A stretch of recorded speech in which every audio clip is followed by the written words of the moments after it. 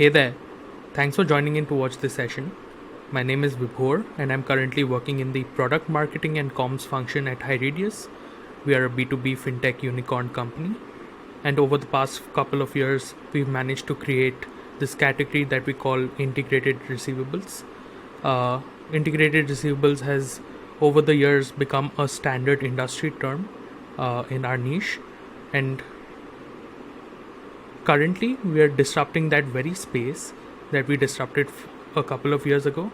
We're creating a net new category called autonomous software in finance. So in this session, I'm going to walk you through a quick 5 steps framework to show you an overview of how you can think about the category design process.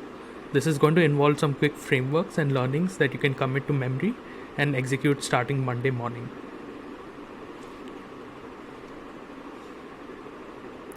Alright, so as you might be knowing, markets are becoming more and more crowded more than ever. As a customer, it's very hard to know what to pay attention to. And the way customers kind of figure that out is through market categories. But that really doesn't help. With the influx of so many companies coming in, everyone is telling the same customer literally the same story and the same message that, hey, I am changing the world for you with my software. Most of our messages will just turn to be white noise and neglected.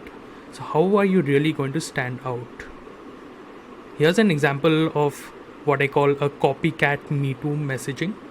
A lot of this category messaging just ends up becoming termed as end-to-end or 360-degree visibility kind of messaging. Everything has just become so generic. So if you look at this example, this is from an example from the restaurant tech industry. Whereas if you compare Toast I feel is a much better example because they're kind of focusing on the entire value proposition, connecting with their customer and making that emotional one-on-one connect. Alright, so let's jump into the core crux of what I have for you today. Let's start with an introduction for category design. Now, category design is fundamentally different from what you would call a traditional marketing strategy that will stress over kind of battling competitors over market share. Category design will involve setting up a new market and ensuring that you have the best chance of dominating that market. So think about it in this way, right? Would you rather be stuck in a traffic jam or build a golden highway for you to escape competition and reach your destination faster?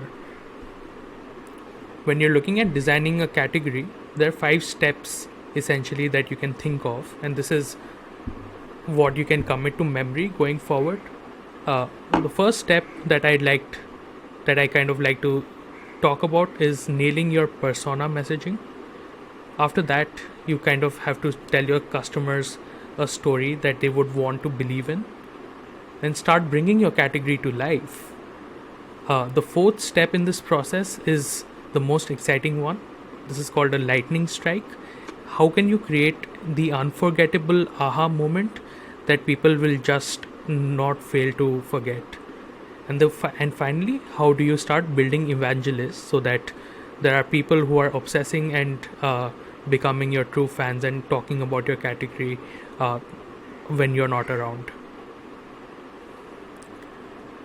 Alright, so when it comes to nailing your persona messaging, I'm not going to talk about a lot of these frameworks because I'm pretty sure that over the course of this day you'll be watching a lot of sessions when it comes to persona messaging. But what I'll tell you is one thing: category creation involves solving for a new problem or solving for an existing problem in a new way. So you really need to understand the problem and pain points of the market, and obviously problems entail people, and that's where you kind of need to start crafting your boilerplate elevator pitches, be it for whatever persona, be it for your functional users, your CXOs, or your end users. But before you do that, ask yourself 3 questions. The first question is it differentiated from our competition?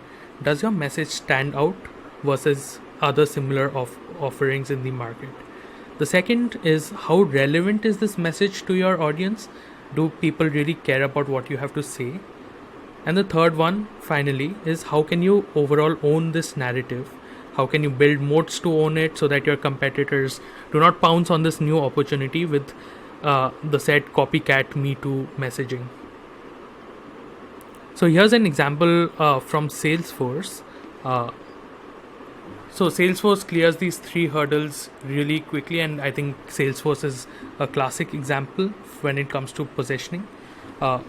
When it comes to differentiation, Salesforce manages to stand out very well when it compares to the other similar offerings, because back then it was the one of the only cloud-based offerings. Kind of Salesforce owned the cloud category. It could be easily installed and accessed via web browser, whereas SAP and Oracle and others, you had to come onto on-site for installation and updates. The second one, they made it much more economical. Back in the day, as you know, CRM tools needed to you would need to invest at least like 400k. So kind of Salesforce applied the overall economies of scale to the data and shared all of the cost. The third one is positioned as a streamlined, simplified CRM platform. It was incredibly differentiated from SAP, Oracle, and the others, which were seen and felt as bulky, complex, and clunky platforms. And finally, they overall positioned themselves as an anti-software campaign. When it comes to relevance, cloud-based CRM software was highly relevant in the 2000s. A lot of businesses sprang up in the internet era. Everyone needed affordable, easy-to-use CRM.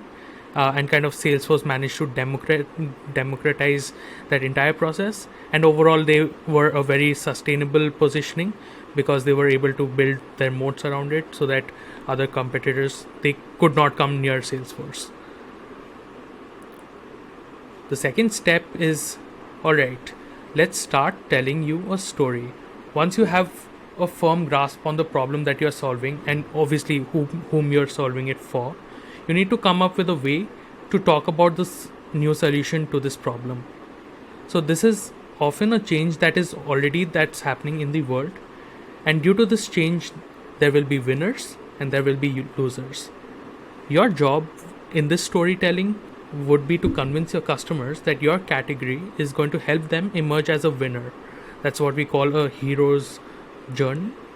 So the basic idea is that a story's hero is faced with a disruptive change in the world, and the only way that he or she can conquer this change is through some externally granted power.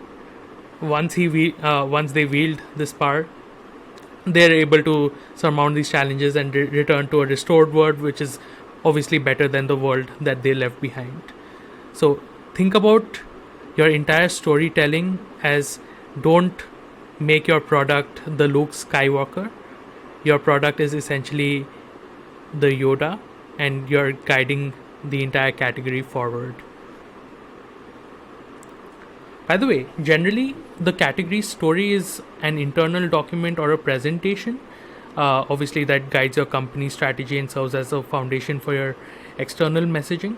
But you can start thinking about developing an outward facing version of the same too. Now,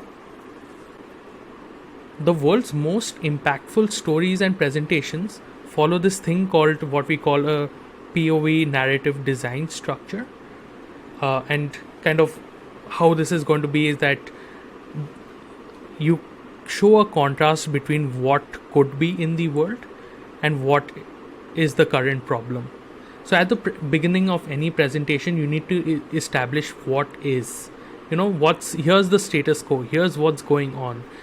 And then you need to contrast and compare that to what it could be. You need to make that gap as wide as possible between what could be and what it is, what could be and what it is. So it's like, here's the past, here's the present, but hey, look at the future. Here's the problem, but hey, the problem is now removed. Here's a roadblock, but let's annihilate the roadblock. So essentially, you need to really amplify that gap between the story of what could be and what it is. A classic example for this would be Steve Jobs' iPhone launch. So he kicks off with the what could be with this characteristic line. And this is a day that I've been looking forward to for 2.5 years now. So he's essentially launching a product that he's already known for a couple of years. But he does one more thing. He marvels. He marvels at his own product. He marvels and claps and is more excited than the overall audience themselves. He's like, isn't this awesome? Isn't this beautiful? He's just like exclaiming and just like marveling over his own product. So he kicks off with what could be and what could not be, and he ends with this promise. And the promise is that Apple will always continue and innovate and be futuristic. Now, bringing your brand and category to life. Now that you've crafted your narrative and kind of built your building blocks together, it is now time to weave all of these elements together. And ultimately, all of these concepts that you've developed over the past few exercises, they'll need to support with your positioning, your messaging. You need to add your visual identity. You need to add some product roadmap and answer some questions around pricing and packaging. Here's how you should start thinking about this. Start with positioning, create your messaging pillars, and then start crafting your core identity to bring everything together. So your core identity is going to comprise of your visual branding, your product roadmap, packaging, symbol, name, identity, etc. Starting with positioning. So when you think about positioning, what is the first thing that you would want your audience to think about when they thought about you? And obviously you need to look at the 3 hurdles and ask yourself the 3 questions. Is it differentiated? Is it relevant? And is it sustainable? Even though largely we're talking about B2B as marketers, but I wanted to just highlight the Tesla example just to give you a full picture on this. The Tesla brand would probably be known for fast forwarding the future. That's kind of how they're being positioned. They have like unparalleled engineering, visionary innovation, and luxury. The next step is crafting your messaging pillars. So write a messaging framework to establish the positioning that you want to aspire to be. So kind of some of the elements that you want to include in your messaging pillars should be your target persona, your brand positioning statement. You have to answer a few questions around what's in it for your audience. You need to include their challenges, pain points, and then finally, how do you come and help them out? Alright. Finally, building a core identity around your brand. Your visual brand identity will need to focus on the nuances, even though they might sound trivial, but you really need to look at highlighting what colors and accents you need to use, the typography, the attitude, and your brand voice. And finally, what most marketers fail to realize is enabling this core identity across your organization. Because remember, the real equity will lie with all of your customer facing employees, be it from sales, marketing, customer success, or product. So you really need to start enabling all of these functions across the organization and training your teams. Naming your category is one of the most critical decisions. For example, Salesforce over here, they went on and acquired the CRM ticker when they went IPO. I think that was a very, very powerful move when it came to overall owning the category. Then you need to think about your product roadmaps and your packaging.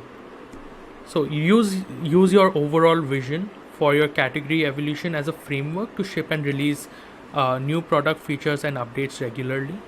Make sure that you're moving in the right direction when it comes to your products and not getting caught up into secondary objectives. And evaluate how your packaging and pricing is going to correlate to overall building the category in the long run. Now, coming to the fourth step, uh, executing a lightning strike. Now, category designers have been using lightning strikes for decades now, be it using launch parties, user conferences, media blitzes, targeted campaigns, or shock and awe programs. And regardless of what form or shape they take, strikes essentially represent a bolt of energy that races straight to the heart of a selected audience and sparks a category to life. So, in case you're eager to learn more about what a lightning strike is, you should definitely check out Play Bigger, which is the first book that was written when it came to category creation. And it essentially highlights a few points. Play Bigger essentially highlights a few points. Lightning strikes happen at a specific time and place. They're extremely targeted, they're unavoidable, they're felt by the targets, seen, heard, and felt by countless more. They're usually life changing because nobody essentially forgets about being struck by lightning.